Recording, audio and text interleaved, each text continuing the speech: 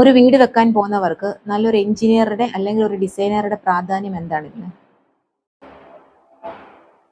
നമ്മളിപ്പോ ഒരു വീട് വെക്കാൻ പോകുന്നവർക്ക് ഒരു നല്ലൊരു എഞ്ചിനീയറുടെ അല്ലെങ്കിൽ ഒരു ഡിസൈനറുടെ പ്രാധാന്യം എന്ന് പറഞ്ഞത് നമുക്കത് അത്യാവശ്യം തന്നെയാണ്. നമ്മളെ സംബന്ധിച്ച് അത് നല്ലൊരു ഡിസൈനർ ഡിസൈൻ ചെയ്യുമ്പോഴാണ് ഒരു വീട് ആ ഒരു ഭംഗിയിൽ ആവുകയുള്ളൂ. കാരണം പലരും സ്വന്തമായിട്ട് പ്ലാൻ വരച്ച് വീട് വെക്കുന്നവരുണ്ട്. പലരും പല രീതിയിൽ നമ്മൾ വീഡിയോസും ഒക്കെ കണ്ടിട്ടുണ്ട്. ഞാനിത് സ്വന്തമായിട്ട് ഡിസൈൻ ചെയ്തതാണ്. അപ്പൊ അങ്ങനെ കഴിവുള്ളവർ കാണും, അതിനെപ്പറ്റി അറിയാവുന്നവർ കാണും.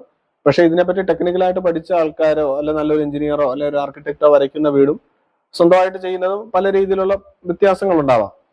ഇപ്പൊ നല്ലൊരു ആർക്കിടെക്ട് വരയ്ക്കുമ്പം അവർ പ്രധാനമായിട്ട് ശ്രദ്ധിക്കുന്നത് അതിന്റെ ഒരു സ്പേസ് യൂട്ടിലൈസേഷൻ. നമ്മൾ ആദ്യം പറഞ്ഞതുപോലെ, മുൻ വീഡിയോയിൽ പറഞ്ഞതുപോലെ, നമ്മളിപ്പോ ഒരു 5 സെന്റ് പ്ലോട്ടിനുള്ളിൽ വെക്കുന്ന ഒരു വീടല്ല ഒരു 10 സെന്റ് പ്ലോട്ടിനുള്ളിൽ വരയ്ക്കുന്ന വീട്. ഇനി അതല്ല 1 സെന്റ് പ്ലോട്ടിൽ പോലും വീട് വെക്കുന്നവരുണ്ട്, 1 സെന്റ് 2 സെന്റിലൊക്കെ.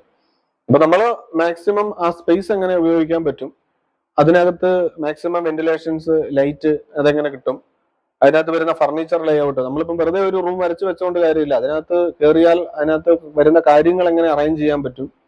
ഇപ്പൊ ഒരു ബെഡ്റൂം ആണെങ്കിൽ ആ ബെഡ്റൂമിനകത്ത് ഒരു ബെഡ് ഇട്ട് കഴിഞ്ഞാൽ പിന്നെ ഒരു 10x10 ഒരു 10x10 സൈസുള്ള ഒരു മിനിമം ചെറിയൊരു റൂം ആണെങ്കിൽ അതിനകത്ത് ഒരു ബെഡ് ഇട്ട് കഴിഞ്ഞാൽ ബാക്കി സ്പേസ് എങ്ങനെ നമുക്കത് യൂട്ടിലൈസ് ചെയ്യാൻ പറ്റും. ഒരു സൈഡ് ടേബിൾ വെക്കാൻ പറ്റുമോ, അവിടെ വിൻഡോ എവിടെ വരണം, ആ വിൻഡോ ബെഡ് വന്നു കഴിഞ്ഞാൽ ആ വിൻഡോ മറഞ്ഞു പോകുമോ, അല്ലെങ്കിൽ സൈഡ് ടേബിളോ കബോർഡോ വന്നു കഴിഞ്ഞാൽ ആ വിൻഡോ മറഞ്ഞു പോകുമോ. അപ്പൊ അതൊക്കെ ഒരു ആർക്കിടെക്റ്റിനെ സംബന്ധിച്ച് ശ്രദ്ധിക്കുന്ന കാര്യങ്ങളാണ്. പിന്നെ അതുപോലെ ഇലക്ട്രിക്കൽ പോയിന്റുകൾ. ഇപ്പൊ നമ്മൾ ഒരു ബെഡ്റൂമിലേക്ക് കയറുമ്പോൾ നമുക്കൊരു ലൈറ്റും ഫാനിന്റെ ആവശ്യമുണ്ട്. 2 വേ സ്വിച്ച് ചെയ്യാറുണ്ട്. നമ്മൾ രാത്രിയിലോ ഒക്കെ വരികയാണെങ്കിൽ ആദ്യം നമുക്ക് ലൈറ്റ് ഇടണം. പലരും ലൈറ്റിന്റെ സ്വിച്ച് ബെഡിന്റെ അവിടെ അത് 2 വേ ആയിട്ട് കൊടുക്കാറുണ്ട്. ബെഡിന്റെ അവിടെ ഒരു സ്വിച്ച് കാണും, നമ്മൾ കയറുന്ന ഡോറിന്റെ അവിടെ ഒരു സ്വിച്ച് കാണും, അത് ലൈറ്റിന്റെയും ഫാനിന്റെയും. അപ്പൊ അതൊക്കെ നമ്മൾ മുൻകൂട്ടി കണ്ട് മനസ്സിലാക്കിയിട്ടായിരിക്കണം ആ ഒരു കാര്യങ്ങൾ കൊടുക്കാനായിട്ട്. പിന്നെ അതുപോലെ തന്നെ സ്റ്റെയർ കേസിന്റെ ഡിസൈൻ, അത് പലരും കൺഫ്യൂഷൻ വരുന്ന കാര്യങ്ങളാണ്. സ്റ്റെയർ കേസ് എവിടെ കൊടുക്കണം. പലരും ഒരു റൂമിന്റെ ഏരിയ ഫുള്ളായിട്ട് സ്റ്റെയർ കേസ് എടുത്തിട്ട് ഒരു പ്രയോജനമില്ലാത്ത സ്റ്റെയർ കേസിന്റെ അടിയിൽ കുറെ സ്പേസും കബോർഡും ഒക്കെ കൊടുത്തിട്ട് സ്റ്റെയർ കേസ് അത്രയും സ്പേസ് നമുക്ക് വെറുതെ പോകണം. ഒരു 100 സ്ക്വയർ ഫീറ്റ്, ഒരു 150 സ്ക്വയർ ഫീറ്റ് അല്ലെങ്കിൽ 200 സ്ക്വയർ ഫീറ്റ് വരെയൊക്കെ ആ സ്റ്റെയർ കേസിനായിട്ട് വെറുതെ പോകും. അപ്പൊ അത് എങ്ങനെ ഡിസൈൻ ചെയ്യണം, ഇപ്പൊ ഒറ്റനില വീടാണെങ്കിൽ സ്റ്റെയർ കേസ് കൊടുക്കണോ, ഇനി മേളിലേക്കുള്ള സ്റ്റെയർ റൂമിന്റെ സ്ഥാനം എങ്ങനെയാണ്. അപ്പൊ അതൊക്കെ നമ്മളൊരു നല്ല അറിയാവുന്ന ഒരാളോ അല്ലെങ്കിൽ ഒരു ആർക്കിടെക്റ്റോ ഡിസൈൻ ചെയ്യുമ്പോഴേ അതൊരു ഭംഗിയായിട്ടും മിനിമം സ്പേസിൽ, അല്ലെങ്കിൽ ആ സ്പേസ് എങ്ങനെ വേറെ രീതിയിൽ അതിന്റെ അടിയിൽ വരുന്ന സ്പേസ് എങ്ങനെ യൂസ് ചെയ്യാൻ പറ്റും എന്നൊക്കെ മനസ്സിലാക്കി നമുക്ക് ചെയ്യാൻ പറ്റുള്ളൂ. അതുപോലെ കിച്ചണിനകത്തെ ഏറ്റവും പ്രധാനപ്പെട്ട കാര്യമാണ് കിച്ചണിന്റെ ഡിസൈൻ എന്ന് പറഞ്ഞത്.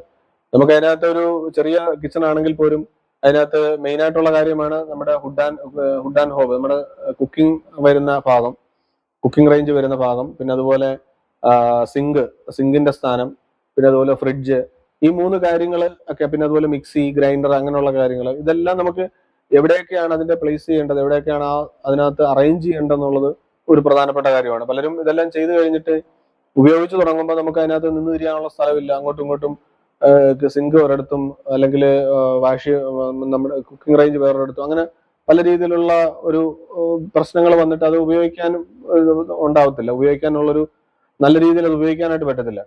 അതുപോലെ സിങ്കിന്റെ അല്ലെങ്കിൽ കിച്ചൺ സ്ലാബിന്റെ ഹൈറ്റ്, ഇപ്പൊ നമ്മളൊരു സ്റ്റാൻഡേർഡ് ആയിട്ട് കൊടുക്കുമ്പോൾ ഒരു 90 സെന്റിമീറ്റർ അല്ലെങ്കിൽ 85 സെന്റിമീറ്റർ ഹൈറ്റ് കൊടുക്കും. പലയിടത്തും ചെയ്തു വന്നിട്ട് പിന്നെ അത് ഹൈറ്റ് കൂടിപ്പോയി അല്ലെങ്കിൽ താന്നു പോയി എന്നൊക്കെയുള്ള പ്രശ്നങ്ങൾ വരും.